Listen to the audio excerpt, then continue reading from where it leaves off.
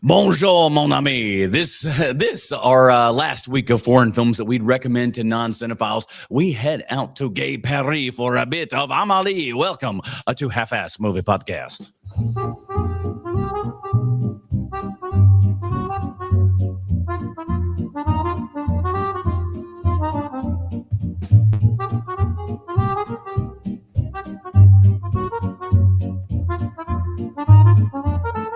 Welcome back, you dirty babies. It's time for another Half-Ass Movie Podcast, a show where we put together a half-ass theme as an excuse to watch movies. My name is Adam Porters, and joining me today, he too gets his Perrier delivered like the milkman of yours, Sweet Sean Zakovacs from the internet.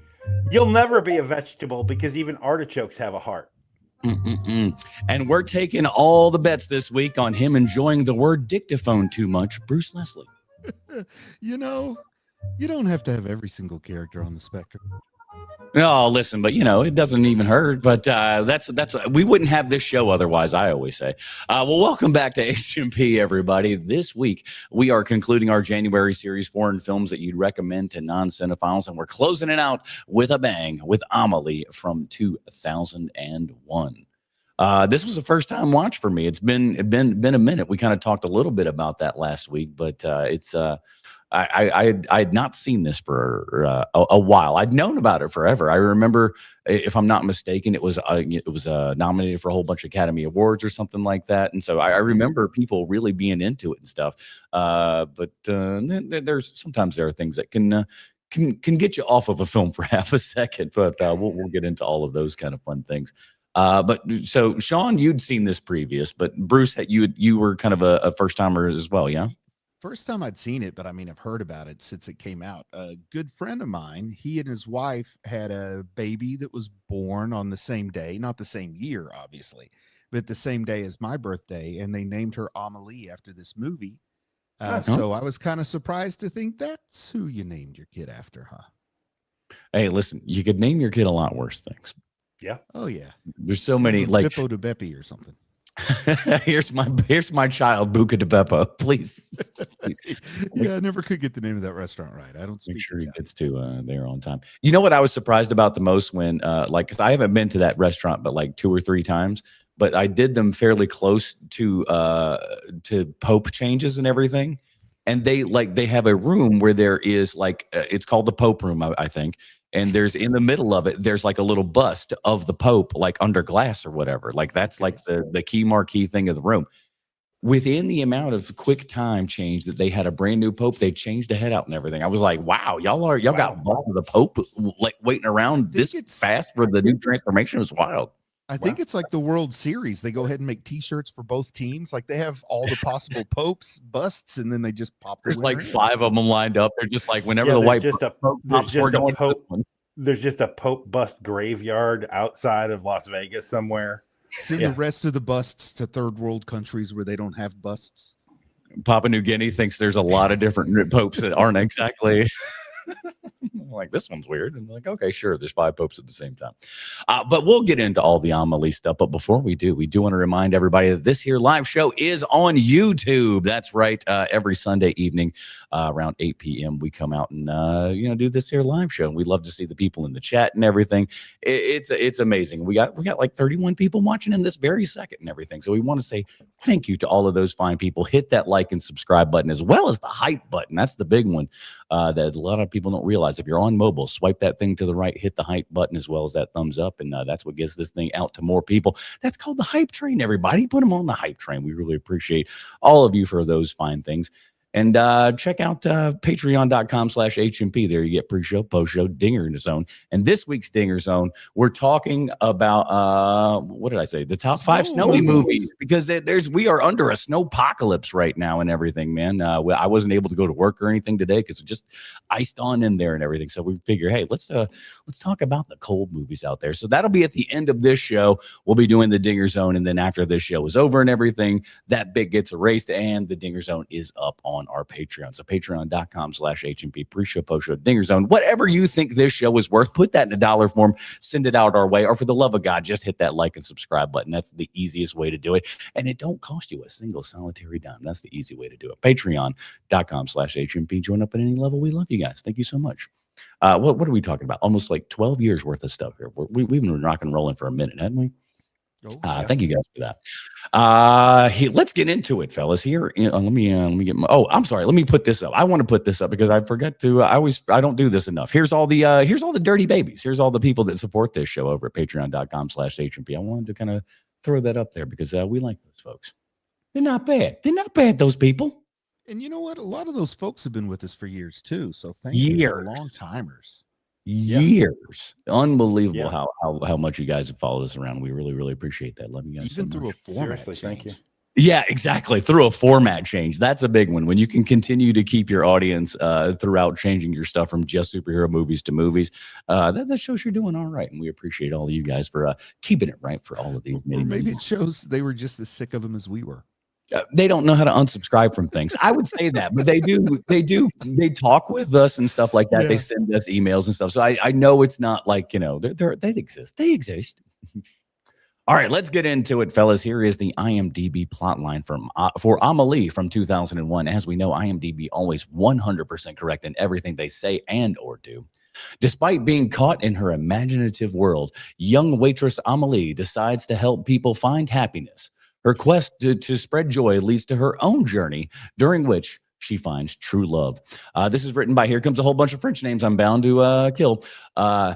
Written by Guillemette Laurent, who did The City of Lost Children, A Very Long Engagement, Locked Out, and Mig-Mags with director of this movie and other movies, Jean-Pierre Jeunet, who also directed Delicatessen, Alien Resurrection, everyone's favorite Alien movie, and a ton of commercials, so you know that guy's actually loaded. And this is starring Audrey Tautou, Matthew Kazovitz, Dominic Pignon, Isabel Nancy, and the man so nice they named him once, Rufus. This movie had a budget of $10 million and a worldwide box office of $175 million. So needless to say, they did some business on this one. Oh yeah, just a little. It's one of the most successful foreign films of all time. So Sean, 2001, I am let's see, 2001, I'm working in news at this point. So I would say that's where like a majority of my stuff is going. When I joined news for the first time, 9/11 happened. So as you might imagine, that kind of took a whole bunch of my brain power right there. Then after all of that, going into film school around 2003, Amélie was often talked about. I mean, because look at this. This is a very interesting poster of this striking woman here and everything. It was French. And whenever you saw any of the trailers and stuff like that, it looked very imaginative, very colorful, very, very 90s, even though this was 2001. It still feels like there's a bit of that kind of 90s bit in there and everything. And it was always curious as to what this movie might actually be about. But it's a French movie. And, you're 1920s. Sometimes it depends on if you're in the kind of mood or not. But my problem was when it came down to it, in around 2003, we were at film school and we're all talking about stuff. And there was one guy who, everybody had seen a whole bunch of things. We're all talking about I like this guy. This is good stuff. And one dude had not seen Pulp Fiction. And we were just like, how in the world are you 21 years old in the year 2003 and you don't know, you've never seen Pulp Fiction? What's wrong with you? He goes, I'm a bigger fan of Amélie. And we're like, listen, we don't discount that movie's probably very, very good. But the fact that you would go at your age as a young male would go Amélie over Pulp Fiction. Interested in film study. That's the big one. And you're interested in film study and you haven't seen that movie. What is wrong with you, dude? It's amazing. I have almost the same story, Adam, where but unlike you, I didn't wait 20 years to see it. I actually watched it pretty close to that time. I was out of school at that point, but all of the film school kids would start working in the business, and their PAs and stuff. And there are certain people who are like, oh, this is actual work. I don't like this. That happens all the time, and those kids wash out quickly, and they're very wealthy parents then are like, well, why don't you just join my family business, whatever that family business is. And those were the kids that were really into Amélie, hardcore into Amélie. And so I immediately have hackles up about this film. And I ended up watching it anyway, just because there were a few people who, when they spoke about it, I was like, oh, that sounds actually interesting. And it's not, you know, these stupid rich kids who are like, just like, well, you know, I need to sound really smart, so I'm going to talk about Amelie. And here is the thing that I've been hiding from the both of you gentlemen. This is one of my favorite movies. It's not even close. I love this movie. I think it came out during a time where it was like the perfect salve for me at the time, because you have to keep in mind, this movie comes out in 2001. We don't see this in America until like 2003, probably, like you were saying, Portress. But like, you are smack in the middle of, like, it's the very end of the Pulp Fiction days. It's like the Matrix is still like in the forefront of everyone's mind. And so things are very gritty and very gun heavy and very angry. Like, you know, soundtracks are angry, like characters are angry. There's all of that stuff happening. And the guy who makes Alien Resurrection, which is, the movie's fine. Like, look, like it's not the first two Aliens. Nothing can be. It's fine. But then he makes this movie, and I fell in love with the movie so hard that after I saw that, then I needed to see the other things he had done, because, you know, it's like, well, if the only David Fincher movie you've ever seen is Alien 3, then you're not good. Like, is it Fincher? Yeah, it's Fincher, right? Mm-hmm. Then you're going to judge him harshly. But like, so like I go back and I see his other movies, and they're great. Like Juno has basically 3 really, really terrific movies. And it's Delicatessen, it's City of Lost Children, and it's Amelie. And Amelie is the best one of the 3, but they're all really great.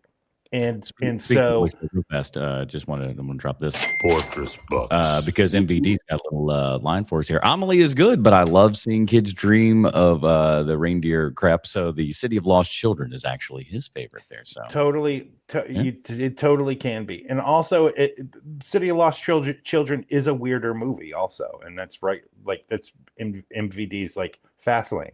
Like, oh man, this movie is almost inaccessible to like 50% of people. I love this movie. And so you know, like I just love a good yarn. And the thing that the thing that I've noticed about Amelie over time is that as much as I love Wes Anderson, and I love Wes Anderson, as even to this day I do, I think that it's like he's chasing this movie. It feels like he's always chasing Amelie, and he just can't get there because he just doesn't have the ideas. Is what it feels like to me. I had that exact same thought, and I was thinking about bringing it up, but I know you guys like Wes Anderson better than I do, so I was a little nervous. But if you look, you know, there's Royal Tenenbaums, Rushmore, and they have a certain look. But then after Royal Tenenbaums, he starts to oversaturate his colors. He starts to use lighting like this. He gets even more quirky in a way that's less obvious, I guess. And I was curious if that was just me reading too much into it, but I'm glad to know that somebody else thinks that Wes Anderson was very influenced by this. But then I also wonder if this director was a little influenced by Wes Anderson, by the quirkiness of everything. Well, what I would say to you is that Wes Anderson's making movies before Amelie comes out. But I mean, you know, City of Lost Children and Delicatessen. I think Delicatessen might actually be later than this. I don't know. I think it's earlier. Is it earlier? I think it's earlier. Like he's got 2 movies out already by the time this movie comes out. But with that being said, I think he saw this movie and was like, "Oh my God, this is where I need to put my focus on." It really does feel that way to me. I think Wes Anderson's career is a lot like Tony Scott. And I know that sounds like a wild and crazy statement to make, but hear me out. I think both guys were always kind of like always going on this arc, and we're going on this journey. I'm not discounting, and you could certainly be right, but it seems like they were always kind of trying to get to this place, but it is through their success then that they're able to, you know, broaden out and kind of do whatever they want. I think Wes Anderson is definitely a good representation of that. You don't get to make Asteroid City without you being the guy who's in charge of all That's that shit. what I was going to say is if you want a real double feature to show you an arc and a creator, watch Bottle Rocket and Asteroid City in the same city. Yeah, you're gonna be like, what? Who is the, what? It's a long journey. Oh wait, hold on. Damn it! Come on. Fortress Buck. Old Robert comes in with one. This he with a good old tenor here and says, "I have nothing of substance to say. I'll just say, go Pats." They won today. Congratulations.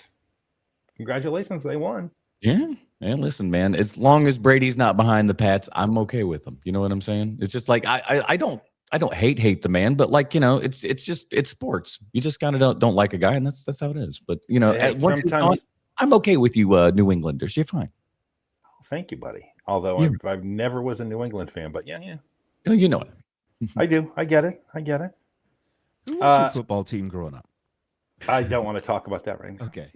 It's embarrassing. It's really embarrassing. Jets, Jets. It's not. It's way worse than that. It's way. Oh worse. no. Oh, Oh. Yeah, I don't want to talk about Man. that. Maybe if we hit some Patreon number or whatever, maybe then I'll say. But I'm never gonna say it. I will say this though. This is 1,000% the most anyone has ever talked sports in a review of Amélie. 1,000%. There's no one For else out sure. there who's talking about like this. No, it's not. That's why you pay the big bucks here, kids. Hit that like. Well, I'll get back on track and just ask if either of you are fans of French cinema in general, because I tend not to be, and I've tried really hard. I decided I really wanted to like movies, and honestly, I wanted to make movies someday when I saw Do the Right Thing. So Spike Lee was like who lit that fire under me, but I wanted to, see French cinema had a great reputation, and I went to the theater at a foreign film festival and watched Les Blancs.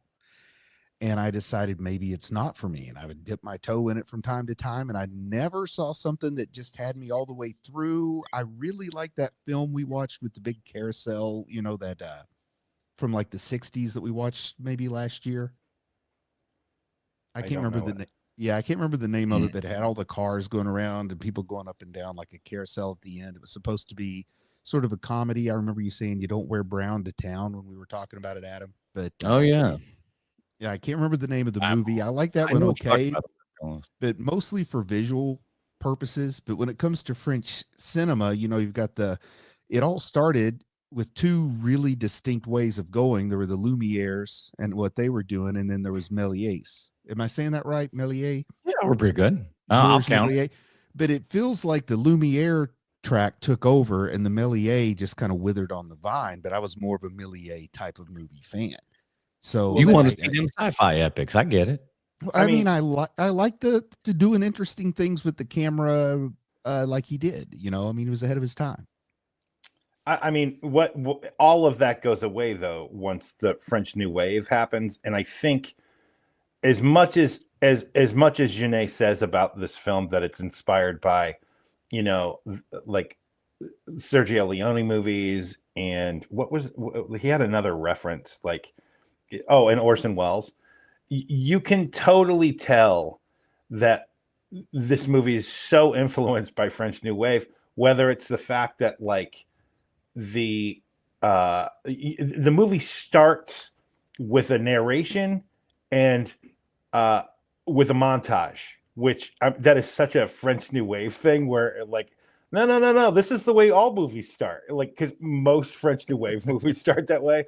And then on top of that, the fact that Amélie knows that she's in a movie is another like, oh, that's another French New Wave thing. Like I can't remember what the name of that movie is with the guy and the girl. I can't remember the name of that movie, but they both know they're in a movie. Like it's just so very French New Wavy. Like for a lot of European movements or genre, I usually have like a representative film in my head. Like for Giallo, I can name you representative films. Same thing with the German existentialism. You've got those famous movies that you can always reference.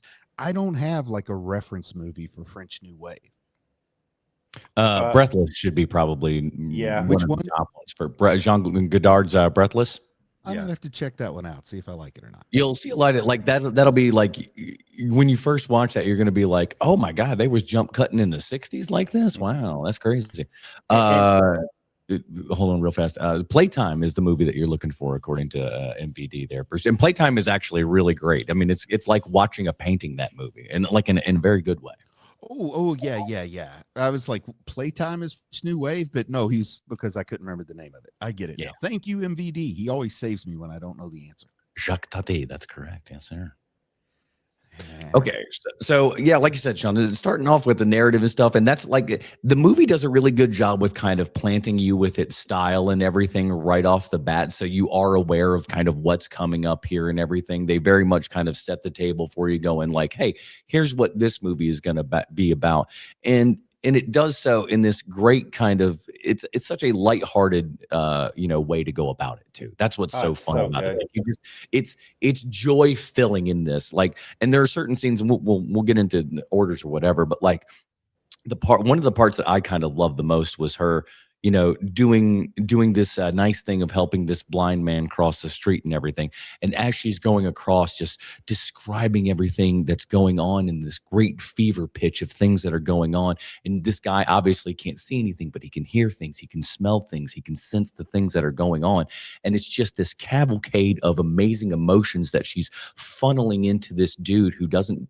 as you might imagine, probably take the time and effort to sit and enjoy all of those things that are going on, but it's just this assault of the world that's coming at him, but it's coming at him in a very gleeful kind of way and everything that's that's uplifting. It's not like shocking and like scaring him or anything, but it's just like, oh my God, I've never all of these things coming at me at once, and you can just kind of see the joy of him finally kind of living that moment there in the middle of everything. It's really lovely. Yeah, it's almost like she leaves him in ecstasy when she goes to. He's like, he's looking at this going, "Oh my God, I've never had such an experience before," because he like probably never looked at it that way, because he's going slow and with the bumpers up here and everything, but she's got him, so she's rolling him along and just going, "Here's the thing, here's the thing, here's the thing. Isn't life grand? Isn't it amazing?"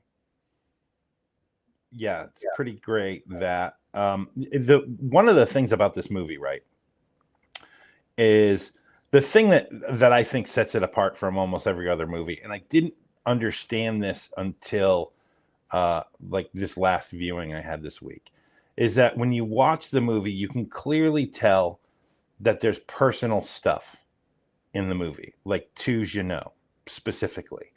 And the way that you can tell is that it's too specific. There's there's ideas in there. Like no one is ever going to write an idea of, oh, this guy, he collects pictures from a photo booth, and like the people who hate their photos, and he takes them and he puts them in a photo album. Like that's not an idea that someone's just sitting around thinking of, right? And I kind of figured that out watching it this time. So when I listened to the special features or the director's commentary on this movie this time around, I literally wanted to see all the personal stuff that he put in this thing. And there's a lot more than this, but these are the 5 that I pulled out, right? So one is the photo album. The photo album is a personal story. In the 80s, he had a friend who would collect those photos and put it into a photo book, and it was an amazing book. Like Jeannot was just completely fascinated by that, and it looked amazing. According to Jeannot, the real book looks way better than the book that they use in the movie because he had so many more photos. But he also couldn't, like, he would never be able to get clearance for all of those people's faces, right? Because there's no way to tell who those people are. Even it's just like some photo. So they had to mock one up, and they had the props mock one up. And so that's one of those moments where you're like, oh, that's a really like that's too specific, right? And so here are the other ones. One is the dancing wine glasses at the beginning of the movie in the montage. 2 wine glasses are dancing. He noticed that phenomenon when he was vacationing in Greece, and it kept happening. And while he's talking on the director's commentary for it, he's like, it is impossible to get something that happens like that in real life to happen in your movie when you're trying to make it happen. And the props guys wanted to kill me because it never looked right. and I was like, man, I hear you, bro. I hear you.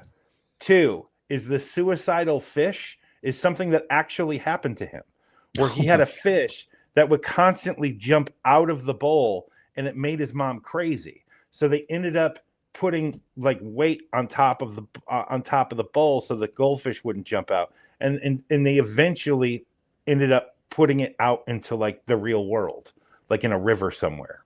I thought you were going to be like, it got a job. I'm like, what do you mean? Get out there and support your family, you bastard. There's a lot of them, you know. Sorry, go ahead, Bruce. That's not an uncommon behavior from goldfish. I mean, as a kid, we had that happen a few times. Oh, really? The suicidal goldfish? They didn't jump out of their bowl. They're not suicidal. They just aren't very bright. They think they're, you know, in whatever their normal environment would be where they can jump. You know, a lot of fish jump. They scream freedom, and then the second they get out, go, I've made a grievous mistake. You can avoid that by having them in like an aquarium where the opening is the same size as the water, but the fish bowl has like the smaller opening, so they imagine that there's more. Don't give them a chance, is what you're saying. That's a good point. See.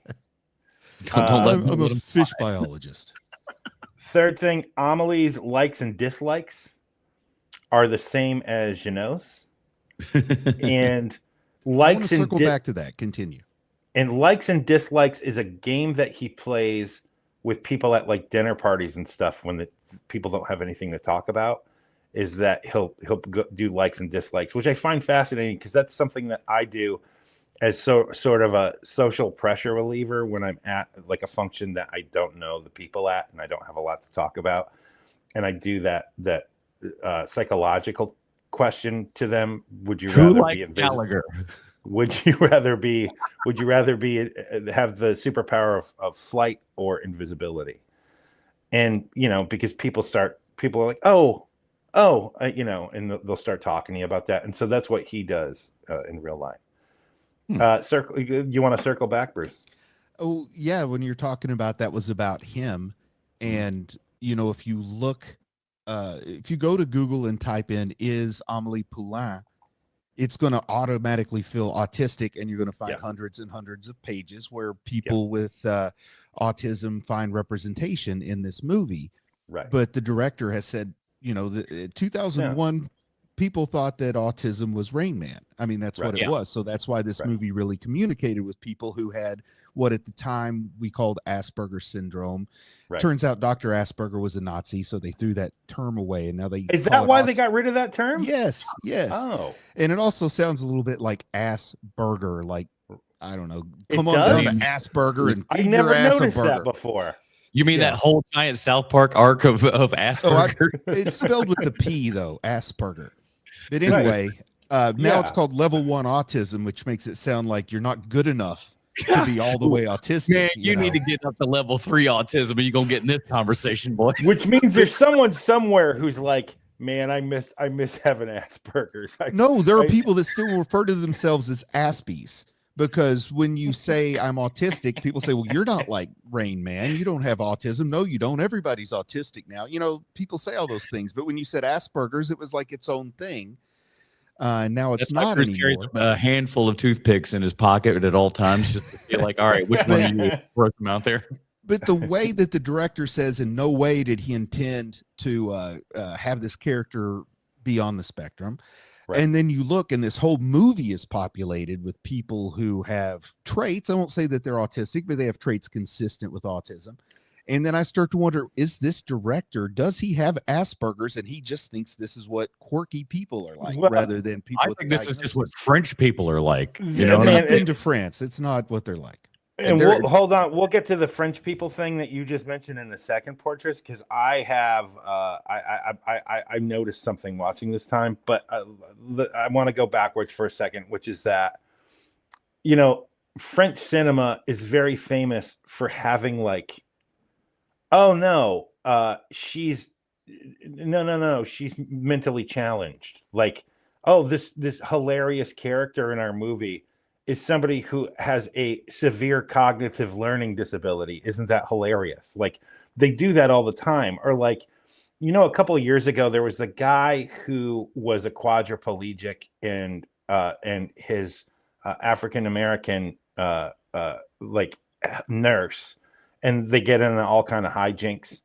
You know that movie? Like a couple of years ago with Bryan Cranston as playing the quadriplegic. Yeah, I saw that. I'm trying to remember the name of it. I can't remember it either. But Okay. the French version of that movie, the quadriplegic is calling that guy every name, ethnic name in the book, like through half of the damn movie. And that's just how the French are, man. Like, that's just how the French are. Like, listen, this is a thing that happens in real life. We're going to put it in our movie. You know, to get back to French New Wave for a second, I want to talk to you about this, Bruce. I'm kind of surprised that you don't like it more because you love the can-do thing. And French New Wave happened because they were all poor kids who just wanted to make movies. And that's literally how that whole thing started, because they couldn't get into it wasn't the Hollywood system, it was the French system, but they couldn't get into that system. And so they all started making their own movies, and they were making cool enough movies where people were like, this is interesting enough that I want to see more from these people. Well, I'm not saying I don't like it. I just don't think I've had much exposure to it, Oh, because I I see. can't think of a representative film that I've seen that I would say I this is see. French New Wave. And it does have sort of a reputation of, the people in berets with their Sure. weird There is a Vincent lot of Hedges that, yes. cigarettes sitting around a coffee Yes. shop talking. So it never seemed like it would appeal to me. You know, like I said, I found my way into movies halfway between horror and Do the Right Thing. So none of that really is French New Wave. Right. But What was Barney Gumbel's movie? That was French cinema to me. But it definitely seemed like it. But I know what you're talking about now. Don't cry for me. I'm already dead. As much as I like can-do movies, I hate Dogma 98 movies, and Sure. that's made 95, but yeah. can-do. Or I'm is it sorry, 95? whatever year you want, I hate it. And You're not wrong. but I love, like, Ed Wood. You know, it's a totally different kind of can-do attitude.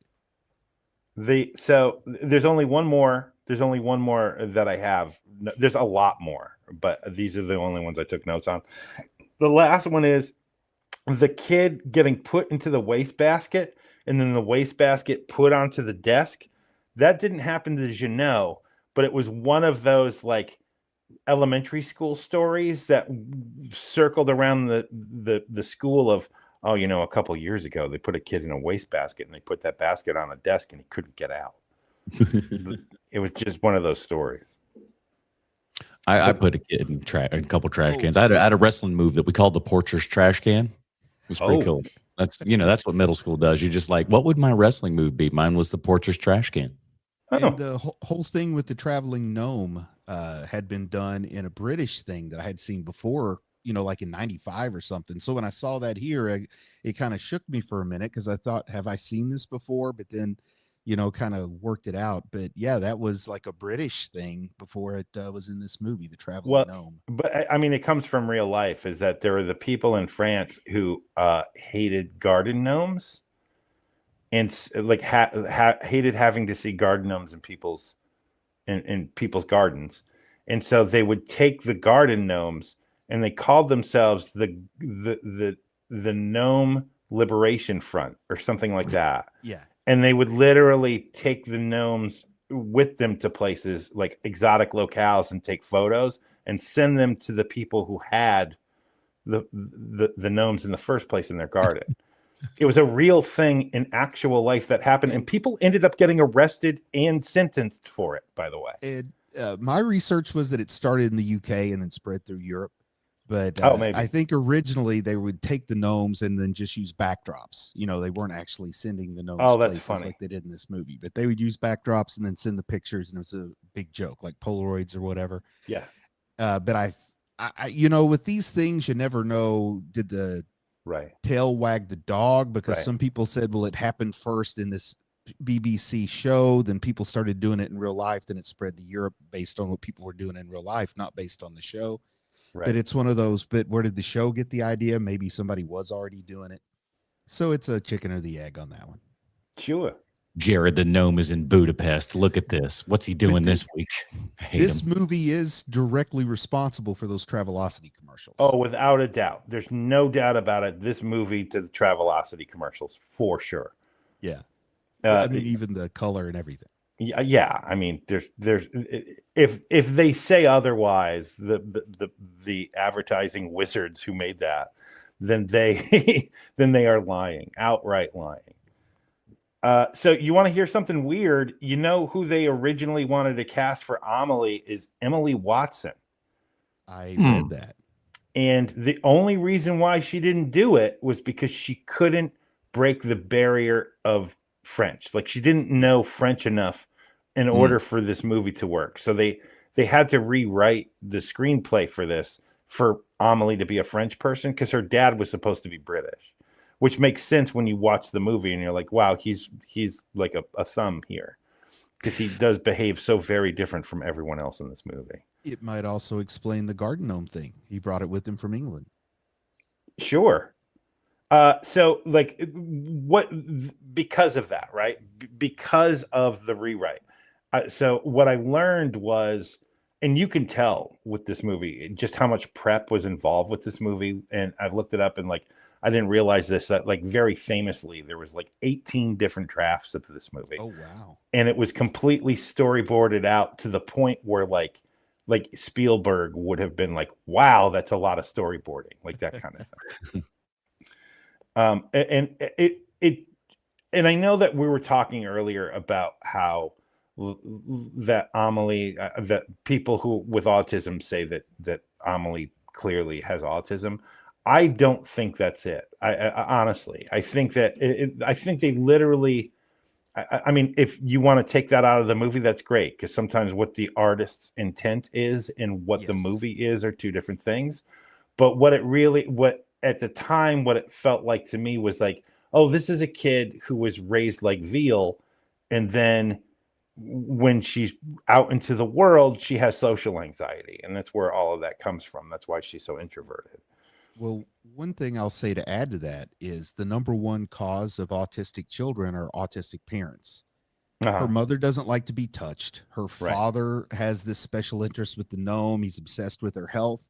Both of her parents are autistic coded too. And then the boy she falls for is autistic coded. And then there are some other folks that pop up with some special interests that, you know, you can see what you want to in it. But this movie has very few folks who don't kind of express at least a few of those traits. That was one of the most sad parts of the entire film there, right at the beginning, when in the voiceover and everything, where she's talking about how as a young girl, you know, she got so little physical attention from her father that when, you know, her father goes to check up on her health all the time, her heart is beating fast because this is the most interaction that she's ever gotten with him. And she gets excited because it's like, oh my God, I'm finally being paid attention to by my father. Like that is just destroying, dude.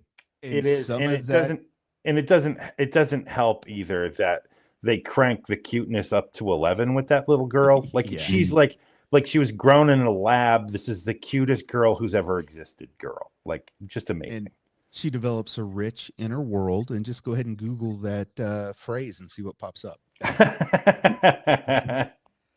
But that's why I wonder if the person who made this movie may, you know, be an ass-beak. He may not know that this is a typical behavior. You know what I mean? I don't think he is, just because I've seen him in a lot of interviews specifically this week, and he sure doesn't seem it. Okay. I think it falls under the old why is he like this? Honey, he's French. You know, you just kind of go like, oh yeah, that adds up. So I'm going to be mad at myself if I don't bring this up, which is that the more I got into the art department of filmmaking, the more I like this movie. And to the point now where every single scene, it seems like there is not a single thing that's in the frame that isn't intentional. Like even when you go down to when they're in the coffee shop and the cigarette girl who's at the end of the counter, like all of those cigarettes that are in there, it just seems so intentional. Like everything is perfectly placed. When you look at, like, here's the perfect example. And it's how I know that the director and the production designer had many meetings together, right? Is that when Amelie gets her revenge on the produce guy, right? She goes into the guy's apartment. The first two things that the filmmakers are showing you is that everything is very tight. Like everything, everything is in place. The rest of the movie, things are kind of scattershot and aren't we artistic. The only room that you see that's like everything is right angles is the producer's apartment. Then she sits on the bed and she sees that like, oh, this still has a lot of give in it, and also that it's not a big bed. So this guy is lonely, and the only way that this guy's life, like his inner life, is one of routine and one of like of cleanliness. Like this is what this guy's life is, right? And so he loves routine, he loves right angles, he loves things to be put in its place. So when she goes in there, and so it's not just because she is doing little things to that apartment, but she's doing little things that are a very, very big deal for this guy. And so one of the best parts. It is. It's amazing. And so she's making this guy's life a living hell because she's like screwed with all of that. And it's almost all done through props and all done through set dressing. And that's production design, man. And so that's how I know there were so many meetings like, listen, the bed has to have this amount of like bounce to it, showing that no one's been in that bed having sex, because otherwise the bed would be flatter, right? Oh, geez, like there's no give to this bed. Like just shit like that, where you're like, the intentionality of this movie is why I think that like through the years it just goes higher and higher and higher for me, because every single moment of this movie is intentional, and that's what I love about it so much. Right down to the fact of like Amelie's hair. You know, Audrey Tautou is like that's not what she looks like in real life. Like you know, I mean, look, we've all seen her in that Tom Hanks movie. You know, like she looks very different, right? In long that curly, movie. like not curly, but wavy long hair. Yes, she looks very different. And so she got her haircut before the movie for screen tests so that they could like because the director was like, you need to have your hair like this. And like, I can't tell you how many times a director will not care like at all about that kind of thing. But the intentionality of even her hair is specific to this movie, and it's just why I just love this movie so very much. And when she pins her hair back just with her natural build and frame, she looks so much like Audrey Hepburn in some of those scenes. Yes. And with cinema godhood there, you know, Audrey Hepburn, as far as visuals are concerned, you'll never beat that for a leading lady. But French cinema has always been outstanding with visuals and details. I think that's what has made it so popular internationally, is it overcomes the language barrier by talking to your eyes and not your ears. And that's one of the good parts about it. But French cinema that I've taken in has never had enough story for me, and it's never had enough escapism for me in some weird way. So I think that's part of why I prefer Italian cinema, some German cinema, not all of it. And, you know, I'm not real big on that Triumph of the Will stuff. And then, you know, Swedish, Scandinavian cinema can do some cool things. I really have enjoyed that. And I'm not talking about The Seventh Seal or anything like that. I'm talking about more modern stuff. Yeah. You're talking about Let the Right One In, shit like that. Yeah, stuff like that. And like the Girl with the Dragon Tattoo, the Swedish versions I like much better. At least which is way better. Swedish. Yeah. But the French films are like, I could watch them with the sound turned down and really enjoy them. But 2 hours of that gets to be a bit much. And I watched this kind of late at night when I was yawning a little bit, and that probably hurt my enjoyment, but it's just not my kind of movie. But I really did love some moments in it. I think it had the best death scene I've ever seen on film. Oh, wow. When the lady jumps out of Notre Dame and lands on her mom. Oh, that is gold, solid gold. I've never laughed so hard at a double homicide in my life. Real event, by the way. That was a real thing that happened. It was in the news, and he's like, "We got to take that." Oh man, I didn't know that was real. Now I feel bad laughing about it. So you talking about how Audrey Tautou looks like Audrey Hepburn, right? Yeah. It reminds me of a point I need to make, which is that the guy who plays Nino in this movie, the love interest in this movie, I never noticed it until now. Couple of different moves, a couple of sliding doors moments. Portress and this guy look a lot alike. They do. Which is also funny because Audrey Tattoo in this movie looks a lot like my last girlfriend. who also spoke like French and Italian and like a whole bunch of other languages and stuff. So this movie was another one of those like, why are we hitting Adam this month? But Audrey Tattoo in this movie is like, close your eyes, think of a French girl. I mean, she really nails it. Yeah. But having spent some time in Paris where this movie takes place, I can tell you that there's a little bit more diverse population than you see here. With this whole cast, you get 3/4 of a Moroccan guy and everybody else is lily white. But it's a very, very diverse city. It's also and that's one of the things during the director's commentary as they're watching the film. It literally says the line, I had to write it down. Never shoot in Paris. This movie is a lie.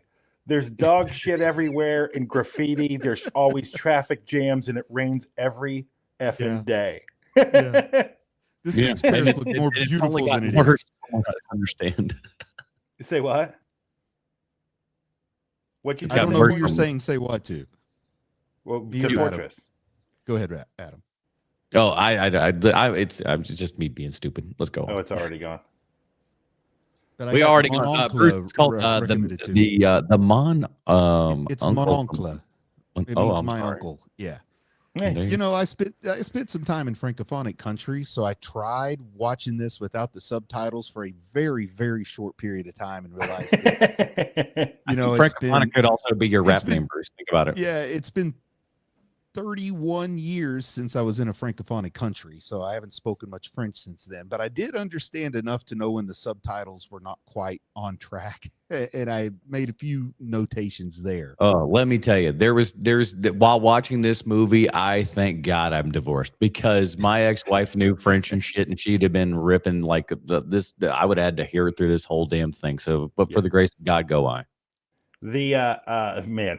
There's so many moments in my life where it's like, thank God my ex isn't here. Right. Man, I can't remember. Oh, that's one of the things I wanted to say. So, these are all director's commentary notes at this point. So, I didn't realize how close to this movie coming out to Unbreakable. And there's two Mr. Glasses. Mr. Glass. Yep.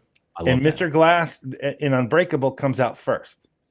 Yeah. And Janot mentions that in the commentary, and he goes, at first, when we saw that there was a character named Mr. Glass in Unbreakable, my first thing was like, oh no, it's the same name, but just totally different ideas. Like, yeah, their bones are made of glass, but like two totally different characters. And then he literally said, and also I just love M. Night Shyamalan, so I didn't care. That's great, man. I like it when folks are just like out there with it, not trying to yank your chain. Yeah. Well, and like while it was part of it and everything, they didn't, obviously it wasn't leaned on so much as a crutch as Unbreakable was, because that was such a defining portion of what made that story actually tick and everything. This is an element within said story as opposed to a driving element, I suppose. Have you guys heard of a documentary called Dick's Vermeer? I know Tim's Vermeer. That might be it. Tim, Dick, Harry, I don't know. Yeah, the one that Teller directed. Yeah. That's what I kept thinking about with this guy trying to perfectly recreate the Renoir, is like the guy trying to perfectly recreate the Vermeer. But it's like a true story. I just don't know when this Tim guy was active. I don't know if there's any way at all that story could have influenced this one, but it really felt parallel. It's a good question. He did that for so many years, trying to kind of perfect that and everything. So, the reason why they used Renoir in the movie is because they wanted to do it with a painting, right? Of like having Mr. Glass talk to Amélie through the painting. Like, I can't figure out this girl, even though they both know what they're doing at the time, you know. Yeah. And the only reason why they used Renoir was because it was free. Like they could just use the painting, and that they and Renoir specifically because he's a French painter. French, so, yeah. Because I would think the more obvious choice would be Seurat, but yeah, Seurat's a little more modern and may not be as public domainy. It's definitely not public domain. I can tell you. I know from fact. It is not public domain. Man, at least Steamboat Willie is. So yeah, finally, right? Yeah. Now we can make our Mickey Mouse horror movie. Don't stream it on YouTube. They'll rip you a new one. I don't care if it's public domain. You run away from it. Don't strike the boy. You did learn that one the hard way. Until April for sure. You don't want Elvira on your case. Damn Elvira. Cassandra Peterson, damn you. So she's a lovely lady. What do you guys think of the camera in this movie? I hate to be that guy, but the camera's a character. No, it's the fact that there might be one or two, but there isn't a single time in this movie, maybe one or two, that the camera isn't moving. The camera moves in every single shot in this movie. I think that's kind of what I was thinking, is it's not static, so you feel like the camera's part of the story, and that's what I meant when I said that. I see. That's kind of a description when you have a lot of camera movement. I've heard a lot of Italian films described that way, so I thought I'd throw it out there on this French. Oh, I see. Very athletic camera. I've heard before. That is precisely what I was just going to say, because this is the era of that and stuff as well. Because we're getting a lot of good lighter film cameras, in the late 90s and early 2000s and stuff. So you can afford to kind of jump around and do something that looks really good, but you're still very mobile and stuff, kind of doing and whatnot. And so it's a prime era for that. So this is just pre-digital, but it's light enough and stuff now that they can start moving and shaking faster than they ever could before. Sometimes I forget that a movie that looks like this was shot probably 35 millimeter, not 70. Yeah, it's 35. Yeah, but man, that's kind of great when you think of how much harder everything was to make it look this good then than it is now. Or you pop it into the computer and do your magic. Well, by that's the way, one of the I things. wish this was a 4K, because it looks okay with what we got. There should be because this is a beautiful looking movie that deserves a good quality 4K, and I think this movie would really benefit from that. And it kind of pissed me off because it was like the day before, because on Friday, this movie on iTunes was $3.99 to rent, $4.99 to buy, and then Saturday it's $15 to buy. I'm like, you sons of Whoa. one day and it goes up $10. I'm like, fuck it, I'm gonna go rent it. And it's a good thing that I did rent it, because I don't like the way that the subtitles kind of do and everything. I'd rather have a kind of a more baked in one that you can get on a proper DVD or something like that. But this movie could use a 4K desperately, because boy, it's a good looking movie and it just looks okay. I would buy it. I would actually buy that 4K. I thought it looked really good on the version that we saw. I mean, it is. It's good. It is good, but it could be better. Yeah, I mean, it's not Portraits level, but it is really good. The other thing that I wanted to mention here is the scene where she's on the bridge and she's skipping rocks, and they follow her, no camera cuts, follow her walking to the bridge, start throwing rocks, skipping rocks, and then the camera picks up, floats over her, and goes to water level, looking at her. In 2003, Sean don't know how they do that. Sean don't have any idea how they do that. I was floored by that. And I literally had to ask my buddy, who was a filmmaker, far more advanced than me at the time. And I said, hey, how did they get that scene in Amélie where she's walking across the bridge? And boy, oh boy, you couldn't wait to tell me. He was like, well, see, there's this piece of equipment called a techno crane, because no human could pull that off where you're moving it with that velocity and keeping everything in focus.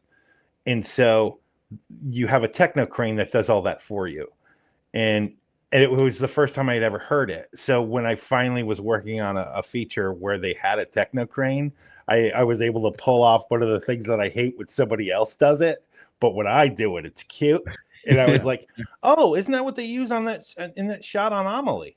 And immediately, like the camera guys were like, "Oh yeah, this is the," and like so for like 10 minutes, like I got to pretend that I knew what I was talking about the techno crane like an idiot. It's such a dummy. If let's just say theoretically someone was a can-do filmmaker working with their kids, could you make a techno crane using like a fishing rod or something? No, you could make a crane, you could make an arm. Yeah. But it's a jib at that point, I'd say. Right. And yes, he is correct. I mean, basically what you want is you want the level of like Raimi making Evil Dead, right? Yeah. Like that's the kind of filmmaking you want. Like that Strap your kind camera to a 2x4 is what he's saying. Yeah, basically. Yeah. I know all about how Raimi did those shots. Yeah. And so I mean that's where you're at right now, right? Like I'm not that far along.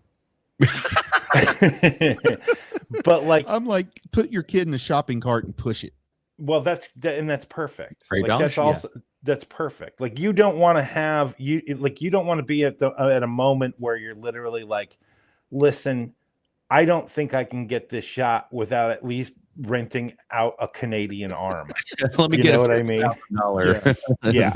Let me rent this piece of equipment for $2,000 and it's damn near impossible to get it here. Like, you don't want to be there. No one knows how to operate it. And find somebody who knows how to operate. Right, exactly. Yeah. Hey, by the way, don't you think that when they bring the techno crane onto set and everything, they should be playing Sandstorm? I've got a buddy who that's all he does. Like he is literally the techno crane operator in Atlanta. And when I first met him, you would have thought, oh, this guy's going to wash out in like 5 seconds because he's too goofy. He's just too much of a goof. But he fell ass backwards into this job. He makes so much more money than me.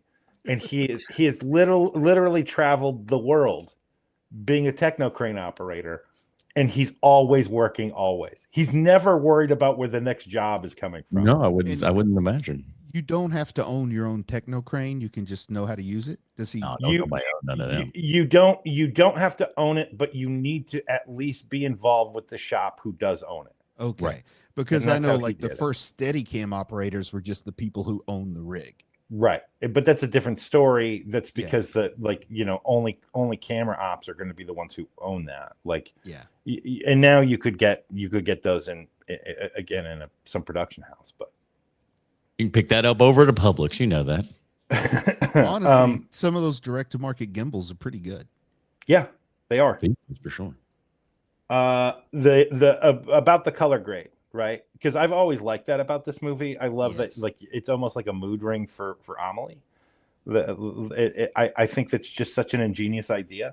And so, if you were to ask me 4 days ago, hey, what's one of your favorite things about Amélie? I'd say the color grading. I think it's amazing. And then I listened to the director's commentary where Jeannot, no less than 7 times, says, "Oh, we used too much color grading in this. I should have knocked this down. I should have knocked this down. This is too obvious." I'm like, damn it, Jeannot. Damn it.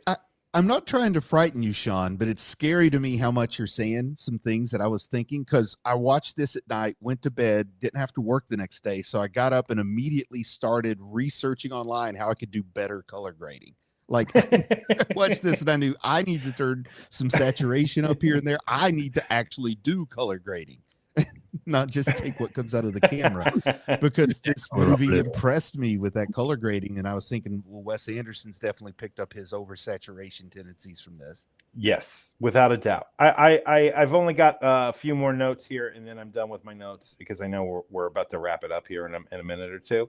So Jeannot said he wanted to use the Lady Di news so audiences would know that this is a modern story, which I found very fascinating. Because what I think is interesting about this movie is that it's basically, I always took that scene as when she is watching TV and she shuts off the TV, it's more about like her own personal affairs than it is about the outside world. And that's what that scene was telling you. That's not what Jeannot was trying to say. Jeannot is literally like, no, I just wanted it to seem like it was a modern story. And I'm like, man, I did that thing again where I'm reading too far deep into this, like I did with George Lucas 35 years ago. Considering how hard he worked to make this look like a Grace Kelly film, I guess he did need to let us know it was modern day. That's how I kind of took it. It was definitely just kind of cementing in a specific time for everything. But it was nice for me because I did kind of automatically go like, okay, I know where I was in my life, when that was going on and everything. Right. So I thought that was at least an interesting kind of touchstone that I think that certainly if you were alive at that point, you'll remember what you were doing when happened, when OJ happened, stuff like that. What month was this released in theaters in the U.S.? Oh, I couldn't tell you, man. Give me I saw it. I'll find that out for you. I saw it on DVD because so I think by the time this comes on home release, it's going to feel kind of weird in 2001 that the biggest thing that tied people together historically was the death of Lady Di. Release date in America was February 2002. So it's post 9/11, and they're focusing on Lady Di as the international event to let you know what year it is. I like that. Listen, they don't want to listen. You weren't coming in for good time fun in 2001, just going like, hey, where's the 9/11 joke? Oh man. Like this will cement it in time. It's like that's going to be so much of a distraction. At least you can turn the TV off with Di. I have one question before we wrap things up, if I could. I got two more notes, so go ahead. The guy in the bar who was obsessed with the waitress and wound up having an ill-fated relationship with a hypochondriac. Right. He looked to me like he was trying really hard to be a dwarf and failed. He ages our biggest midget joke. He aged weird because when you see him in other things when he's younger, he doesn't look like he can take his lower lip and put it over the top of his head like he does in this movie. Because he's in City of Lost Children, he's in Delicatessen. Like he's definitely a weird looking little fella, but like he's not like he doesn't look like an experiment gone horribly starring wrong. in the bitter beer commercial. I don't know why, but when I was watching him on screen, I started looking up clips from the movie Tiptoes. Oh, Gary Oldman's role of a lifetime is what the trailer described it. That needs to be a month of fake little people month. Oh my. So last two notes here. One is Ebert gave Amélie a thumbs up. I remember seeing some of those reviews. He called it, this is where he couldn't help himself. He had to say something. He called it a delicious pastry of a movie. Come on, Rod. That's not Gene Shalit level. So at least you got to give him that. It's pretty damn close, though. It's close, but it's a step above Shalit. But that's all. It's just Shalit adjacent for sure. Shalit was the first movie critic I ever watched on a regular basis. So in 2001, this is the last note I have. In 2001, Amélie gets nominated for an Oscar for Best Foreign Film. It got beat by a movie. Any guesses what beat it? You'll never guess in a million years. You've never heard of this movie. I don't know. That movie was called No Man's Land, which was a movie produced in Bosnia. No one has ever seen that movie. Even the people voting on the Oscars don't know anything about that movie. Oh, Bosnia-Herzegovina. Oh, I'm sorry. And it's another one of those things where it's like, could the Oscars be more out of touch? Like that's literally what like you don't need any more proof. Like hey, they're trying it now, though. They're trying now. They're like, listen, we nominated Sinners more than anything. We're hip. We're with it. We're the Oscars. Come on. Sure. Okay. Yeah. I love that they had to put in the new rule last year of you actually had to watch the movie in order to vote on it. Crazy. Why is that a rule that needed to be put in place, everyone? Now. Why is that a rule now? Why not 100 years ago? It's insane to me, man. I mean, this movie is so irrelevant. This movie is probably like, look, I'll be charitable here. It's one of the 1,000 best movies ever made. This movie, giving myself some room here. where it's probably one of the 1,000 best movies ever made. Like, yeah, I think you could probably make that argument. Yeah, unequivocally. And the fact that that movie got beat by a movie that no one has ever seen or heard of is insane to me. It's just insane.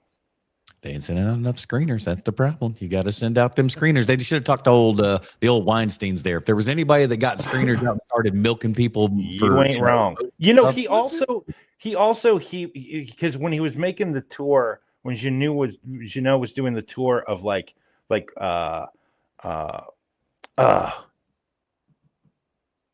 good Con or something? Film festivals. He's doing the film festival circuit.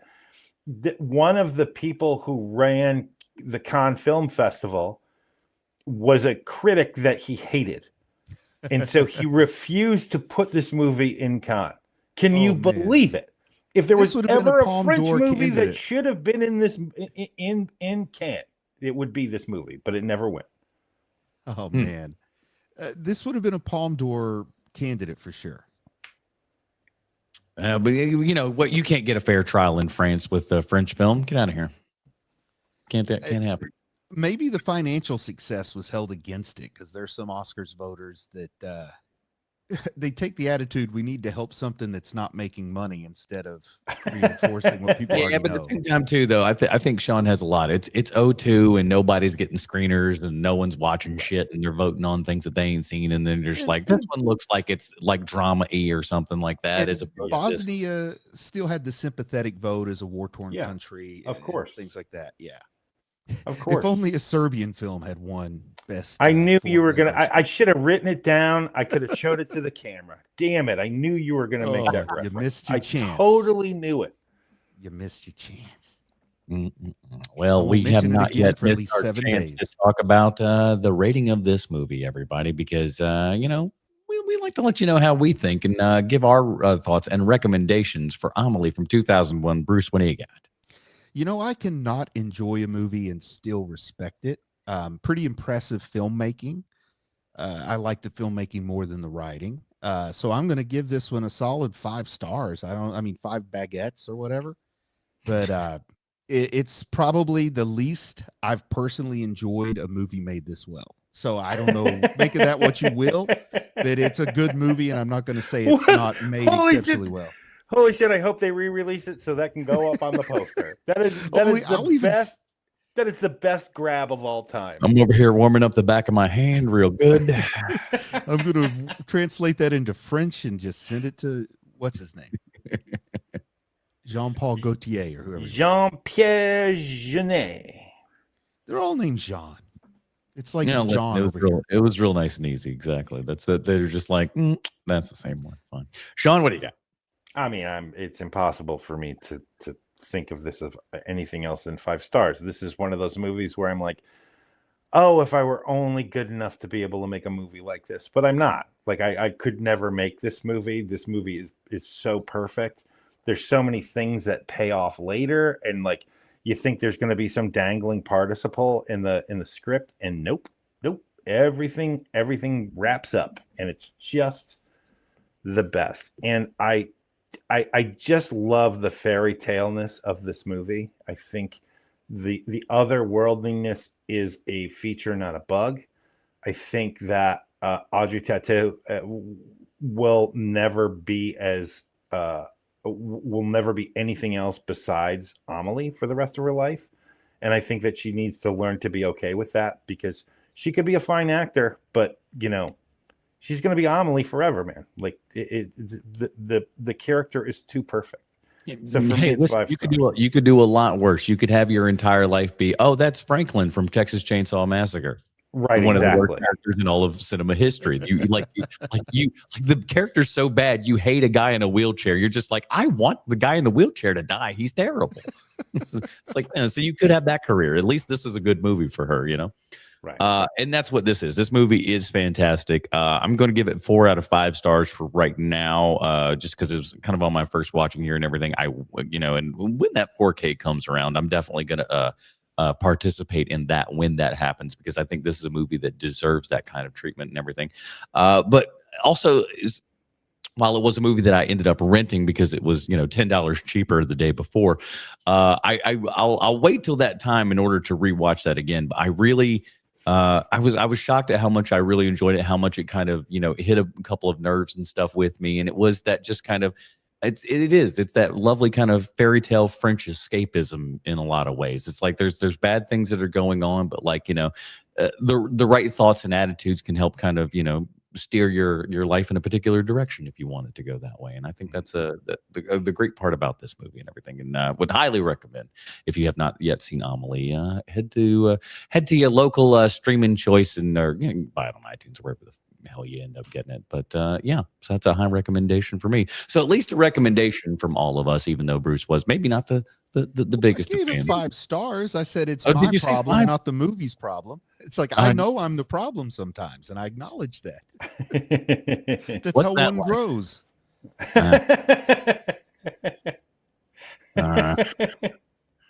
I mean, I guess. Here's I mean, our 2 of chart. us have figured that out, Adam.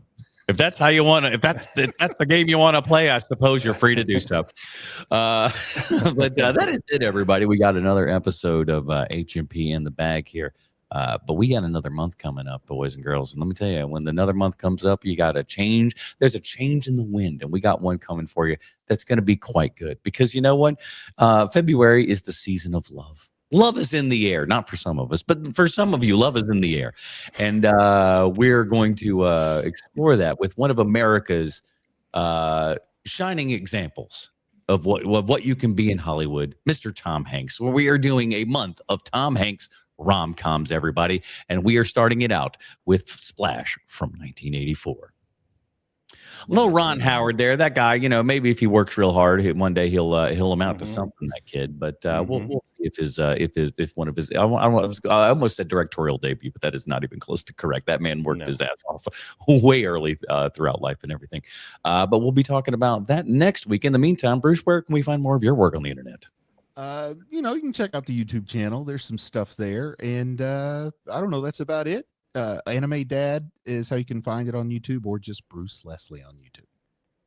Very nice. Chance. I'm going to be in France doing guided tours of what still exists from the movie Amélie. There's quite a few places, actually. So check that out. Also, I'm on YouTube also, Bruce. Yay. Oh, I don't know why I pointed to you out, but I support you in everything. Yeah, it's kind of weird. I mean, I'm not going to say anything but yippee. I'm a fan. What are you talking? Why would you? Okay. Why would you say that? I'm your biggest fan. I want to change my endorsement. I want to plug season 2, episode 8 of Atlanta called Terrari, where Zazie Beetz becomes Amélie for an hour. Huh.